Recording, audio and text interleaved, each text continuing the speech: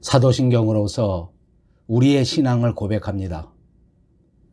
전능하사 천지를 만드신 하나님 아버지를 내가 믿사오며 그 외아들 우리 주 예수 그리스도를 믿사오니 이는 성령으로 잉태하사 동정녀 마리아에게 나시고 본디오 빌라도에게 고난을 받으사 십자가에 못 박혀 죽으시고 장사한 지 사흘 만에 죽은 자 가운데서 다시 살아나시며 하늘에 오르사 전능하신 하나님 우편에 앉아 계시다가 저리로서 산자와 죽은 자를 심판하러 오시리라.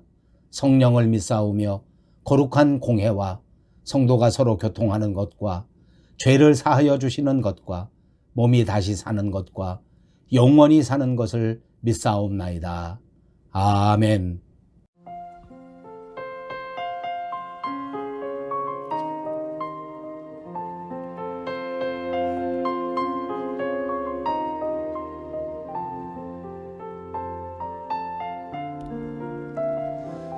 잠시 세상에 내가 살면서 항상 찬송 부르다가 날이 저물어 오라 하시면 영광 중에 나가리.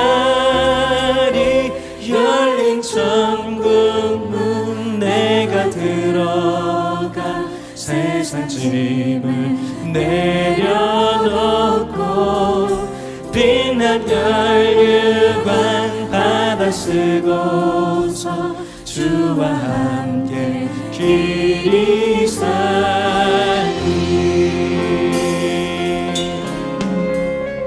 주님을 바라봅니다. 주의 영광을 사모합니다. 눈물 골짜기 더듬으면서 나의 갈길 나가루에 주의 품 안에 내가 안기어 영원토록 살리로다. 열린 천국 문 내가 들어가 세상 짐을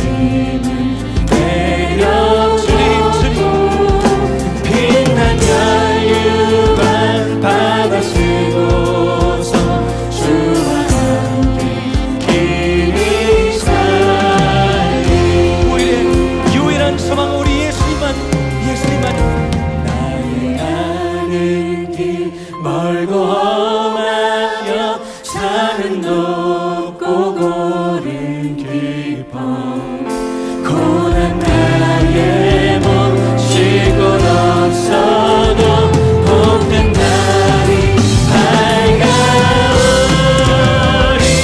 열린 천국 문 내가 들어가 세상 짐을 내려놓고 빛난 혈유관 받아 쓰고서 주와 함께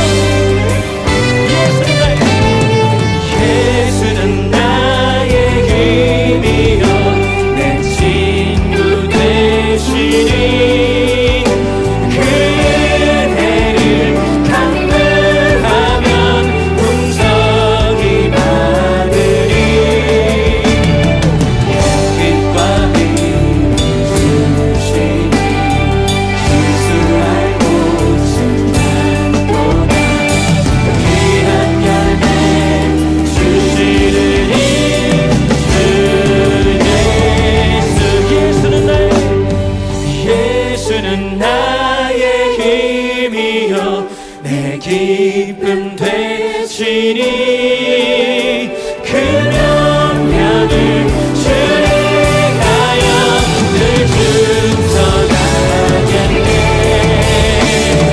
주야로 모하시니 하늘을 방해하시니 의지하고 따라가리 주의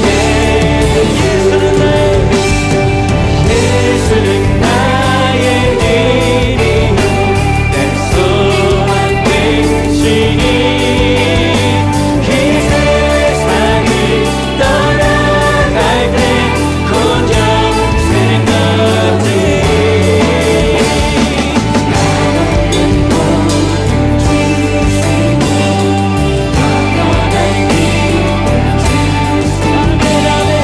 나의 생명 나의 힘을 주의 우리를 주야로 모아주는 주님 주야로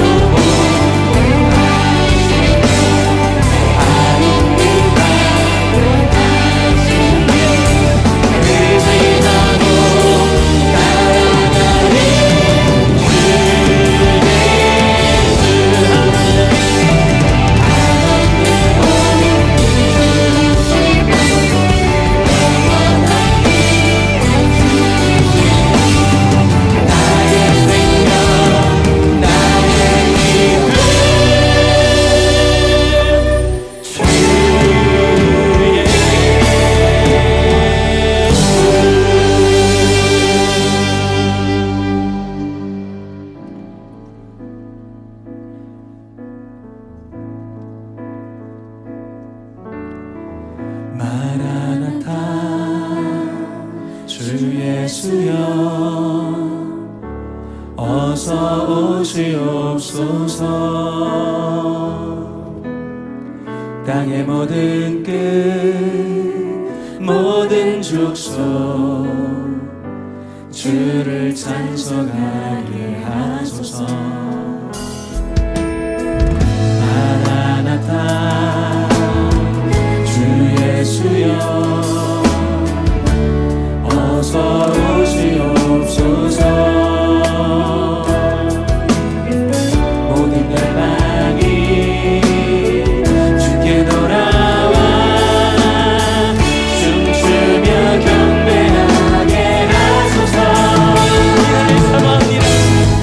우리 주님 다시 오실 길을 만들자. 십자가를 들고 땅 끝까지 우린 가리라. 우리 주님 하늘 영광 온 땅 덮을 때 우리 땅 끝에서 주를 맞으리. 마라나타 마라나타 아멘. 주 예수여 오시옵소서. 마라나타 마라나타 아멘. 주 예수여 오시옵소서. 우리 주님의 주님을 사모합니다. 주님 주님 마라나타 주 예수여 어서 오시옵소서. 땅의 모든 끝 모든 족속 주를 찬송하게 하소서. 천성 향해 걷는 순례자들 주의 임재 앞에 엎드려 우리 온 삶을 이 신앙을 고백하는 주님을 찬양합니다. 어서 오시옵소서. 모든 열방이 주께 돌아와 춤추며 경배하게 하소서.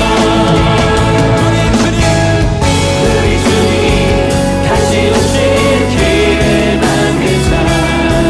십자가를 들고 땅 끝까지 우린 가리라.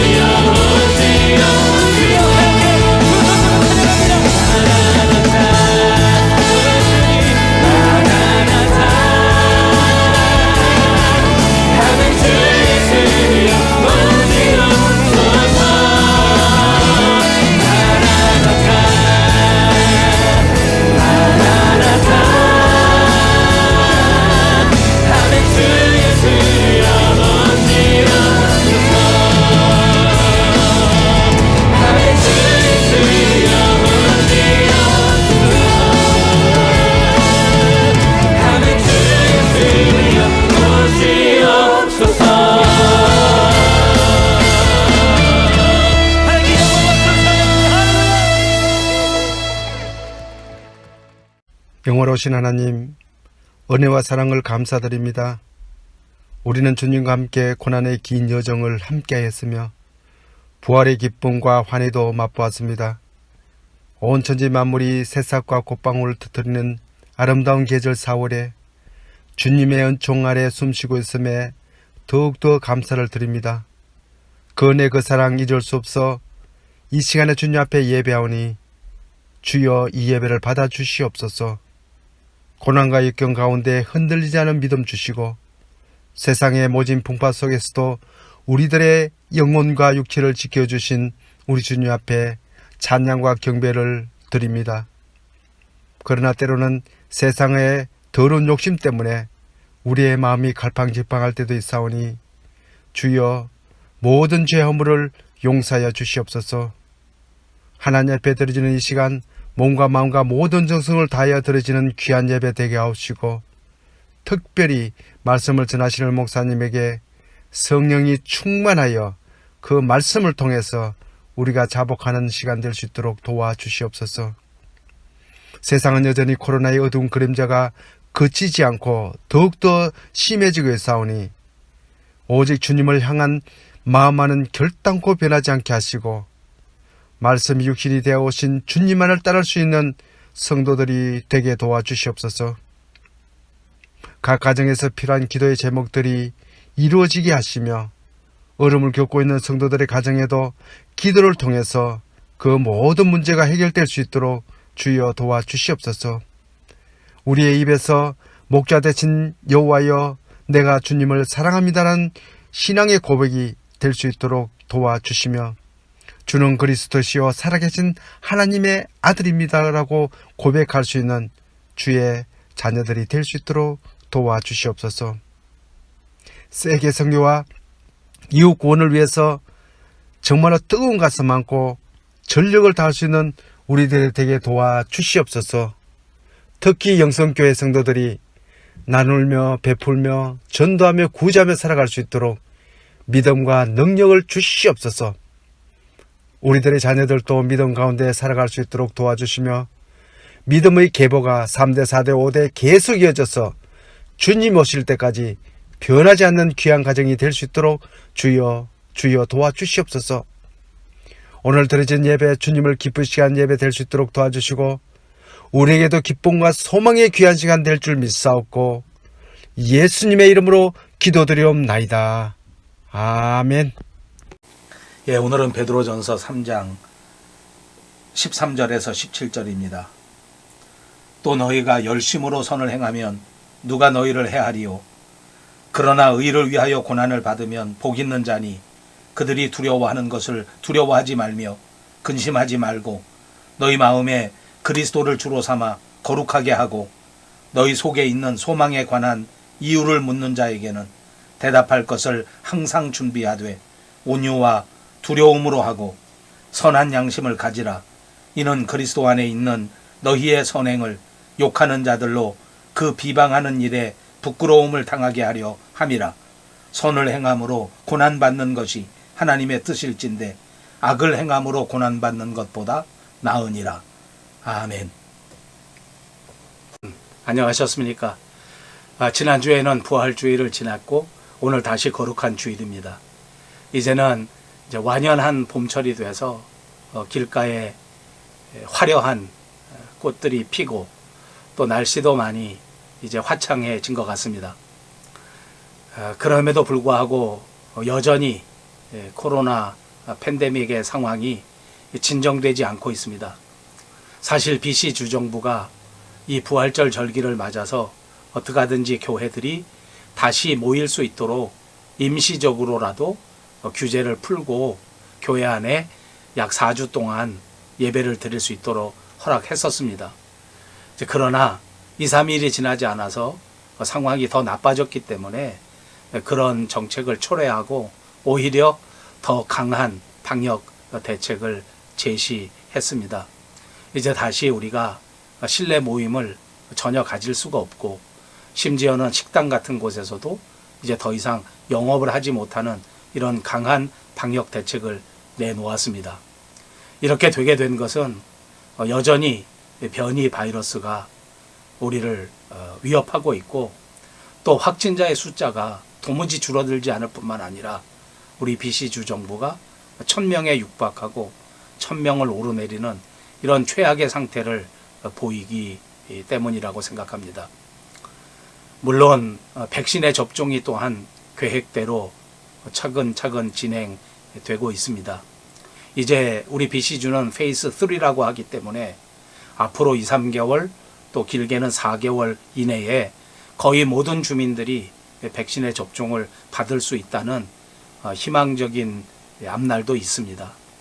그런데 이제 이 백신이 이렇게 접종이 되고 있는데도 불구하고 또 다른 대유행이 다가올 것이고, 변이 바이러스가 이 백신이 감당하지 못하는 이런 상황이 될까봐 노심초사하는 것 같습니다. 또 백신의 부작용도 만만치 않게 우리를 염려하게 합니다. 아무튼 그럼에도 불구하고 이 모든 상황이 진정되어지고 이제 다시 우리가 평상의 삶으로 돌아갈 수 있는 날이 더 가까워졌다라고 생각합니다. 마지막까지 여러분 더 각별히 유의하시고 조심하셔서 어려움 당하지 않으시기를 바랍니다. 우리가 기쁜 낯으로 다시 만날 때까지 더 열심히 기도하시고 그리고 잘 견디셔서 행복한 삶을 살아가시고, 그리고 다시 만날 때 기쁜 낯으로 만나게 될 수 있기를 간절히 바랍니다. 오늘은 지난주 부활주의를 지나고 다시 베드로전서를 강해하는 시간으로 돌아왔는데, 오늘은 그 13번째 강해의 시간이 되었습니다. 우리가 살아가는 이 세상이 정말 불확실하고 또 모순된 일이 정말 많은 것 같습니다. 그럼에도 불구하고 우리 그리스도인들은 항상 선을 행하고 또 바르게 살기 위해서 힘써야 할 것입니다. 오늘 베드로는 의를 위하여 고난을 받는 자는 복이 있고, 선을 행하다가 고난을 받는다고 할지라도 또 그것이 하나님의 뜻이다 라고 하는 것을 강조하고 있습니다. 죄로 가득 찬 세상에서 의를 행하고 선을 행하려고 하면 고난을 피할 수가 없다는 것입니다. 예수 그리스도를 삶의 주인으로 모시고 사는 사람들은 주님을 향한 소망 때문에 그 소망을 포기할 수가 없습니다. 그래서 우리는 말씀에서 우리에게 명령하신 그대로 온유한 태도, 그리고 하나님을 경외하는 삶의 자세로서 이 소망을 다른 사람들에게도 또 나누어 줄 수 있어야 하는 것입니다. 만약 우리가 그렇게 온유한 태도를 갖고 늘 하나님을 경외하는 삶을 산다고 하면 혹시 세상에서 우리를 비난하던 사람들도 오히려 자기 자신이 부끄러워하게 되고, 그리고 드디어 복음을 인정할 수 있게 될 것입니다. 그래서 의인의 선한 양심은 세상에 오히려 소망을 줄 수 있고, 또 고통받는 사람들에게 위로와 치료를 줄 수 있고, 또 가정과 사회와 민족을 살릴 수 있는 거룩한 제사가 될 수 있는 것입니다. 선을 행하다가 오히려 곤란에 빠지고 곤경에 처할 때도 있는데, 그럴 때마다 우리는 믿음을 붙들어야 하는 것입니다. 어떤 믿음을 붙들어야 하는 것일까요? 예수님께서 우리를 위해서 고난을 당하셨기 때문에 우리도 고난을 당하는 것이 당연하다 하는 믿음을 붙들어야 할 줄로 믿습니다. 죄가 없고 완전한 의인이신 예수님이 우리의 죄를 담당하시기 위해서 그 엄청난 고난을 당하시고, 또 그 부끄러운 십자가에서 수치를 당하시고 결국은 죽음을 당하셨습니다. 우리가 이 믿음을 굳게 붙든다고 하면 세상에 살 때 때로 곤경에 처한다고 할지라도, 어려움에 처한다고 할지라도 능히 믿음을 붙들고 승리하게 될 줄로 분명히 믿습니다. 본문 13절입니다. 또 너희가 열심으로 선을 행하면 누가 너희를 해하리요. 예수님께서는 우리가 하나님 말씀에 복종하지 않고 하나님을 떠났는데도 그래도 우리를 구원하셔서 다시 하나님께 갈 수 있도록 인도해 주셨습니다. 사망 권세를 이기시고 부활하셔서 악한 영에 대하여 하나님의 권능을 선포하시고 이제 하나님의 심판을 선포하셨습니다. 예수님은 지금 하나님 우편에 오르셨고 또 그 예수님 발 아래 모든 천군과 천사들이 또 모든 권세들이 다 복종하고 있습니다. 우리는 십자가의 고난을 감당하시고 드디어 이와 같은 영광을 얻으신 그 예수님을 믿는 사람들이기 때문에 어떤 상황 속에서도 믿음 붙들면 기뻐할 수 있는 줄로 믿습니다. 이제는 예수님과 동행하기 때문에 언제 어디서든지 믿음으로 살아갈 수 있습니다. 그러므로 우리는 세상에 살면서 언제든지 오늘 우리에게 말씀해 주신 그대로 선한 양심으로 선을 행할 수 있도록 기도하면서 살아야 될 줄로 믿습니다. 그리고 그 선을 행할 때에 열심으로 행하라고 13절에 말씀하고 있습니다. 우리 기독교인들은 소극적인 사람들이 아닙니다. 단순히 죄만 안 짓는 것으로 그냥 만족하고 거기 머물러서 사는 것이 아니라 오히려 적극적으로 열심으로 선을 행하기 위해서는 그런 삶을 살아갈 수 있도록 우리가 하나님 앞에 부름을 받았다는 사실을 기억해야 될 줄로 믿습니다. 그러니까 우리가 기도할 때 죄 안 짓게 해주세요. 이 정도 기도하고 만족하지 말고 하나님이 기뻐하시는 일을 감당할 수 있게 해달라. 날마다 삶의 현장 속에서 하나님께 영광 돌릴 수 있는 삶을 살아갈 수 있게 해달라 라고 기도해야 될 줄로 믿습니다. 열심으로 해야 됩니다.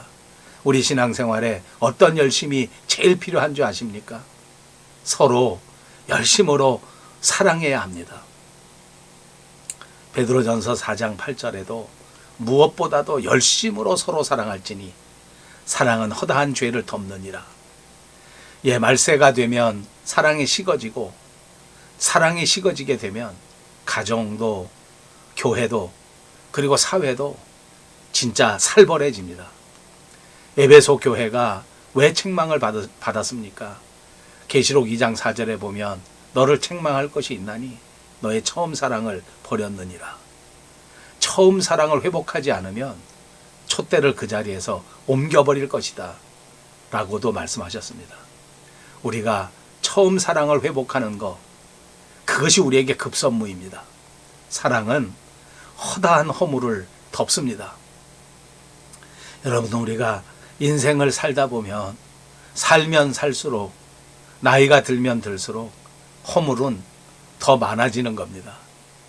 그래서 우리 모든 사람들이 다 사랑의 대상이 되는 것 같습니다. 상대방의 허물을 감싸주는 것, 상대방의 허물을 덮어주는 것, 그것이 사랑이라는 것을 잊지 마시기 바랍니다. 그러므로 그리스도인들은 상대방의 허물을 드러내는 사람들이 아닙니다. 오히려 덮어주는 것으로 나타나야 되는 것인 줄로 믿습니다. 여러분이 만약 어떤 사람을 진정으로 사랑한다고 생각해 보십시오. 그렇게 되면 눈에 콩깍지가 씌워져 버립니다.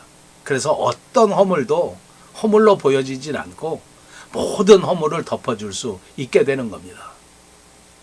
사랑에 열심을 내는 저와 여러분이 꼭 되시기를 바랍니다.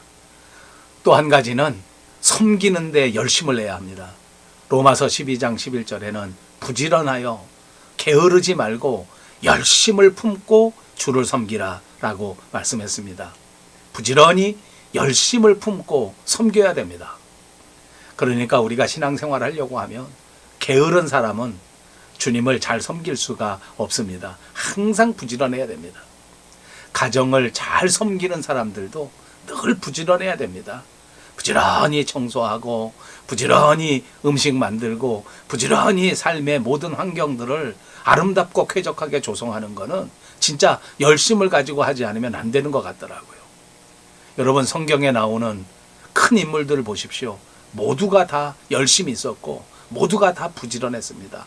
언제나 열심을 가지고 살아가는 것이 하나님의 백성들의 삶의 태도입니다. 그리고 그것이야말로 하나님이 가장 바라시는 하나님의 소원인 줄로 믿습니다. 마지막 때를 대변하는 교회 가운데 라오디게아 교회가 있는데 차지도 덥지도 않은 교회였습니다.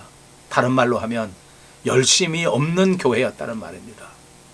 그래서 계시록 3장 19절에는 열심을 내라, 회개하라 이렇게 권면합니다. 열심이 없으면 소망이 없고 열심이 없으면 아무런 열매가 없기 때문입니다. 열심을 내는 성도를 통해서 하나님은 하나님의 뜻을 이루어 가시는 것입니다. 여러분, 복음의 능력이 우리 사람에게 임하게 되면 진짜 무미건조한 자를 불러서 뜨거운 사람을 만들어 버립니다. 열심 있는 사람을 만드는 겁니다. 저는 제 살아온 삶의 과거를 돌이켜 볼 때 목회 현장 속에서 늘 이런 걸 보았습니다. 복음이 들어가고 은혜를 받게 되면 그 사람의 삶의 현장 속에서 정말 뜨거운 열심이 생겨지게 돼서 삶을 뜨겁게 살아가더라고요. 사랑하는 여러분, 우리 모두가 열심으로 뜨거운 신앙의 삶을 살아가시기를 주님의 이름으로 축복합니다. 예수님을 믿었으면 열심히 살아야 된단 말입니다. 예수님을 믿으면 적극적으로 선을 행하는 삶을 살아야 합니다. 이것이 오늘 우리가 하나님 앞에 내어놓아야 할 우리의 대답인 줄로 믿습니다. 14절입니다. 그러나 의를 위하여 고난을 받으면 복 있는 자니 그들이 두려워하는 것을 두려워하지 말며 근심하지 말고. 그렇습니다. 고난에는 내가 죄를 지어서 벌을 받게 되는 고난이 있고 주의 복음 때문에 선을 행하다가 받는 고난이 있는 겁니다. 우리는 내가 잘못해서 고난당하는 거 거기 들어가면 안 되고 선을 행하다가 고난을 받는 그 대열에 동참해야 되는 사람들입니다. 주님을 위해서 고난을 받는다. 그러면 위축되지 않거든요. 당당해질 수가 있는 겁니다. 여러분, 사도행전 16장에 보시면 사도 바울과 실라가 빌립보에서 복음을 전하다가 붙잡혀가서 감옥에 들어갑니다. 거기에 갇혀서 매를 맞고 고문을 당하고 사람들에게 비난을 받습니다. 만약 자기 잘못 때문에 그렇게 했다면 인생이 얼마나 철학 맞습니까? 외지에 가서 사람들에게 붙들리고 감옥에 잡히고 억울하고 그럴 것인데, 그런데 이 바울과 실라에게는 믿음이 있었기 때문에, 소망이 있었기 때문에 그런 환경 속에서도 위축되지를 않았습니다. 오히려 당당한 것 같아요. 하나님의 사람들답게 그 감옥 속에서도 오히려 찬송 부르고 오히려 기쁨으로 기도하는데, 그 가운데 지진의 역사가 일어나고 옥문이 열리면서 그들을 얽어매고 있었던 착고가 풀어지는 진짜 엄청난 기적이 일어나게 된 겁니다. 그래서 간수도 그리고 그 가족들 모두가 구원받는 놀라운 역사가 나타났던 것을 보게 됩니다. 고난 속에서도 당당하게 대처하는 그 하나님의 사람들을 통해서 빌립보 교회가 더 든든하게 세워져 가고 더 아름다운 교회로 쓰임받을 수가 있게 되었습니다. 여러분, 예수 믿는 사람들 중에 고난에서 면제된 사람은 한 사람도 없습니다. 우리가 예수를 믿어도 누구든지 주를 위한 고난을 받을 수 있는 것입니다. 그러니까 지금 우리들 중에서도 고난을 받는 사람들이 분명히 있을 것입니다. 여러분들이 어렵고 또 남모르는 고통 가운데 있을 때 이게 선한 일을 행하다가 받는 고난이라면 물러서지 마시고 믿음으로 전진하십시오. 하나님이 함께 하시고 하나님이 책임져 주실 줄로 믿습니다. 이 고난 가운데서도 우리가 기뻐하고 즐거워할 수 있는 이유가 있습니다. 왜냐하면 이 고난을 통해서 궁극적으로는 하나님께서 우리를 유익하게 하시고 하나님께서 우리에게 큰 은혜를 주실 것이기 때문입니다.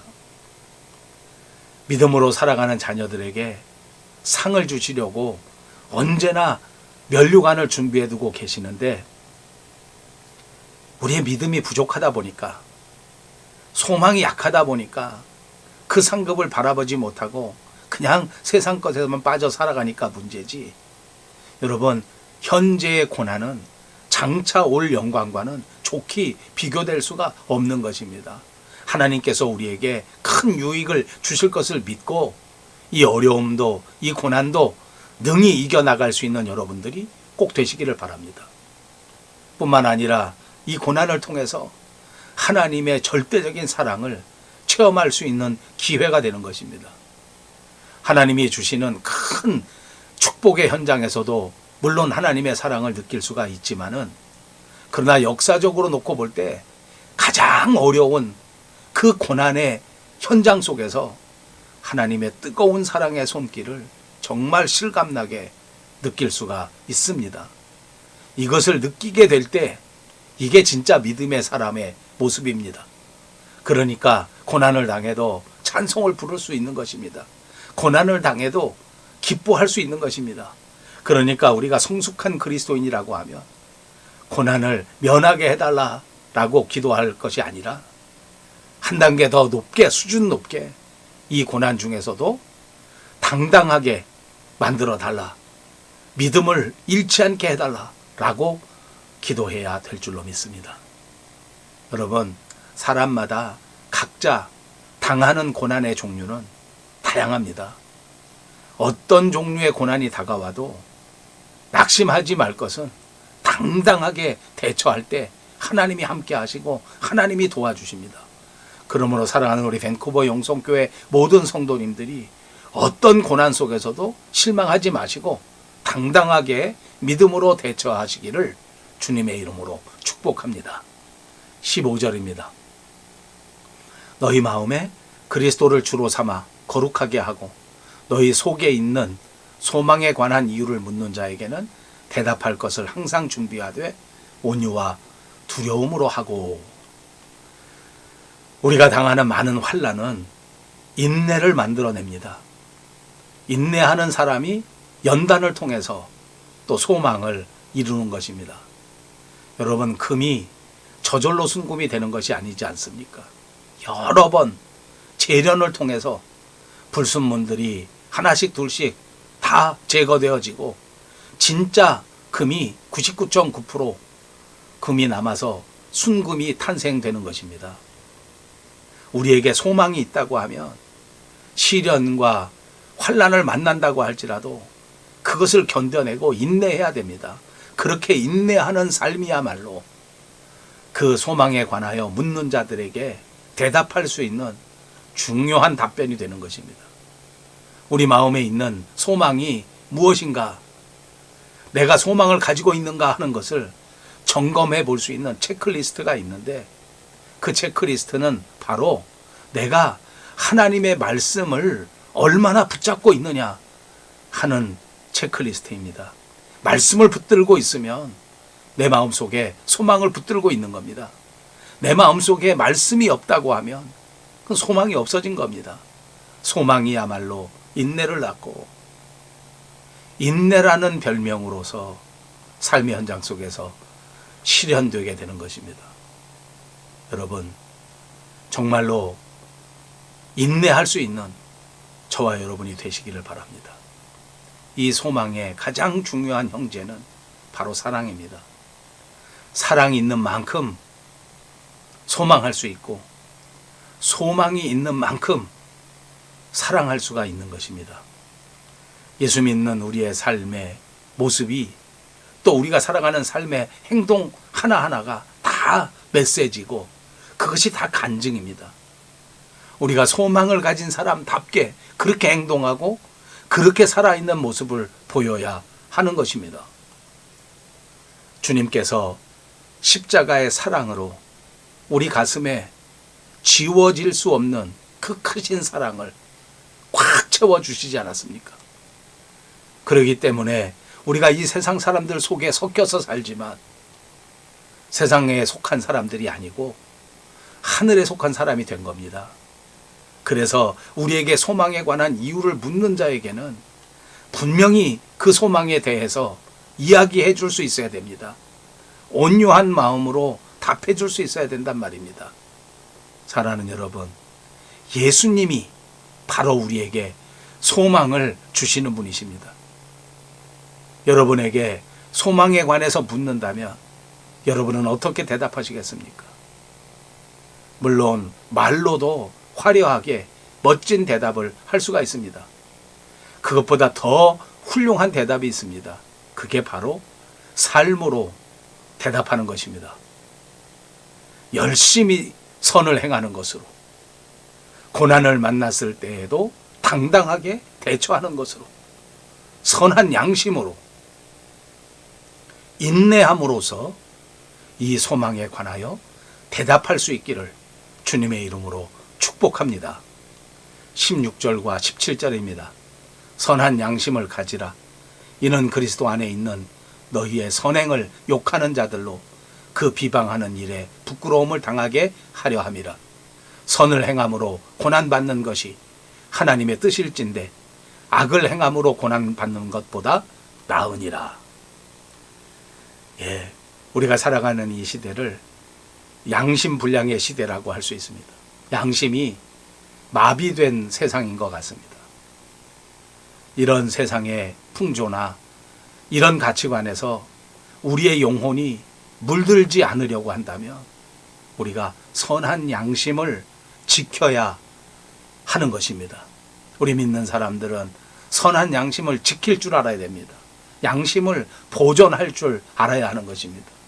베드로가 선한 양심을 가지라 이렇게 말한 것은 쉽게 말하면 양심의 상태를 좋게 유지하라, 또 잘 지켜내라, 이런 말이라고 풀이해서 설명할 수 있을 것입니다.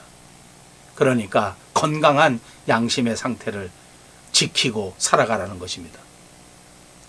모든 그리스도인들은 예수 그리스도의 공로로 건강한 양심을 갖게 된 것입니다. 이 건강한 양심은 우리가 어떻게 지켜내는가 하는 것이 정말 중요합니다.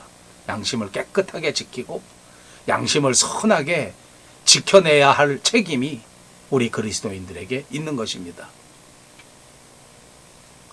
저는 요즘에 집안에만 있기도 하고 또 늘 그 책상 앞에 앉아 있다 보니까 진짜 뱃살이 어마어마합니다.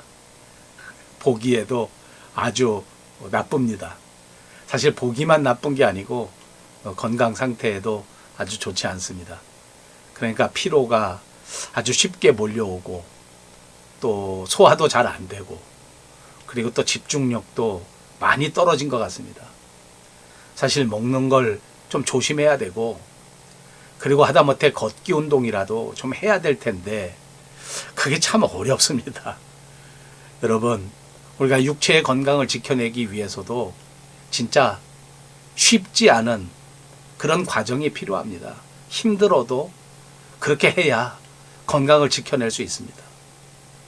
선한 양심을 건강하게 지키는 것도 정말 중요한 일입니다. 쉬운 일은 아닙니다. 이 세상에 살면서 어떻게 살아갈 것인가 하는 삶의 기준점을 제시해 주는 것이 바로 선한 양심이기 때문에 이걸 잘 보존해야 된단 말입니다. 여러분, 여러분의 양심은 건강하신가요? 여러분의 마음속에 신앙의 양심은 과연 건강한가 한번 점검해 보시기 바랍니다. 선과 악을 판단하는 기준인데 이것이 건강해야 악한 일을 멀리할 수 있고 선한 일에 열심을 낼 수 있는 것 아닙니까?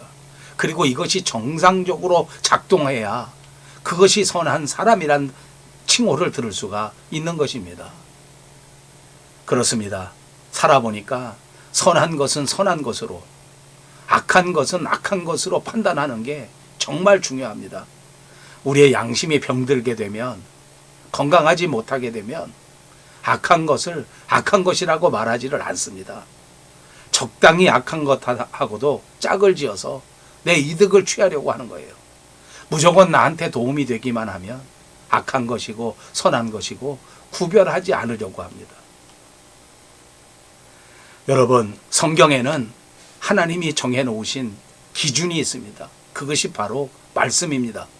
이 말씀에서 멀리 떨어진 양심은 이미 건강을 잃어버린 병든 양심입니다.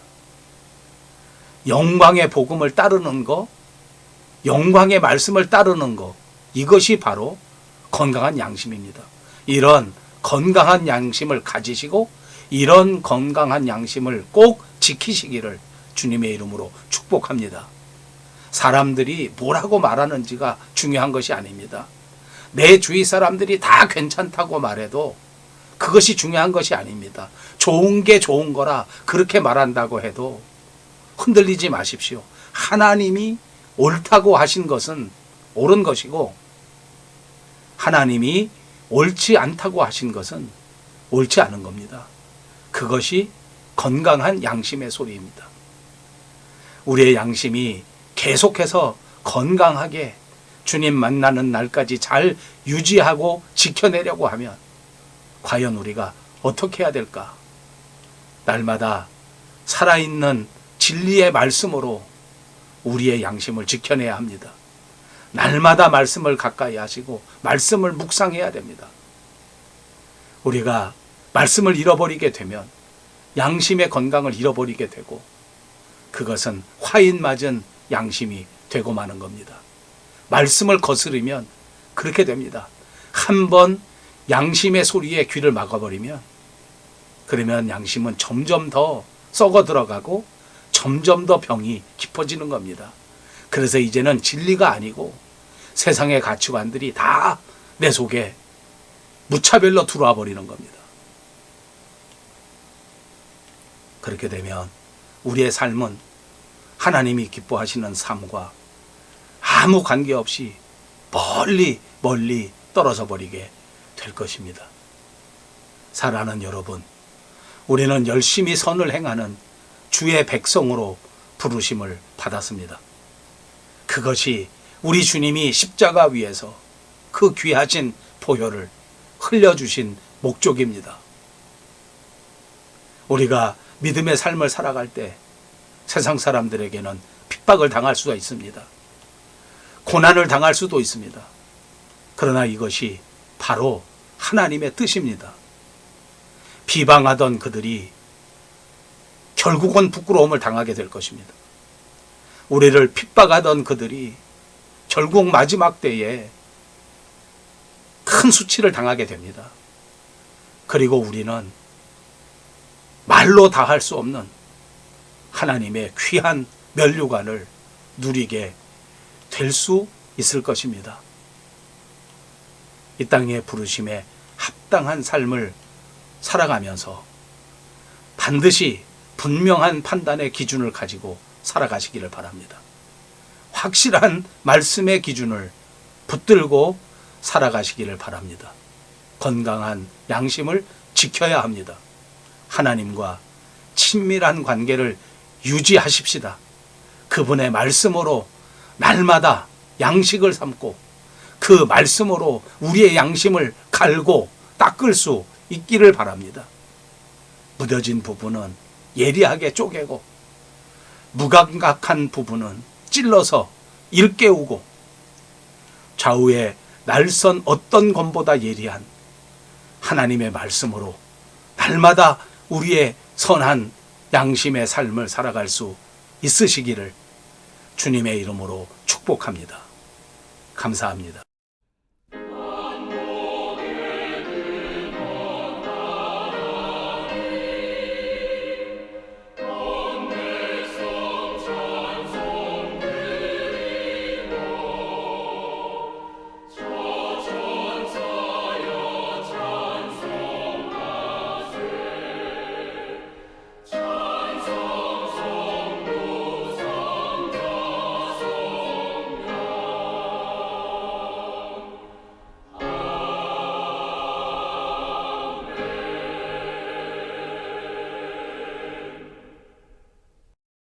지금은 우리 주 예수 그리스도의 은혜와 하나님 아버지의 극진하신 사랑과 성령님의 감동, 감화 그리고 충만케 하시는 역사가 오늘 선한 일을 행하되 열심으로 행하고 선한 양심으로 살아가기를 다짐하는 귀한 권속들 머리머리 위에와 사랑하는 우리 밴쿠버 영송교회 위에 그리고 온 누리 위에 이제로부터 영원토록 함께 계실지어다. 아멘.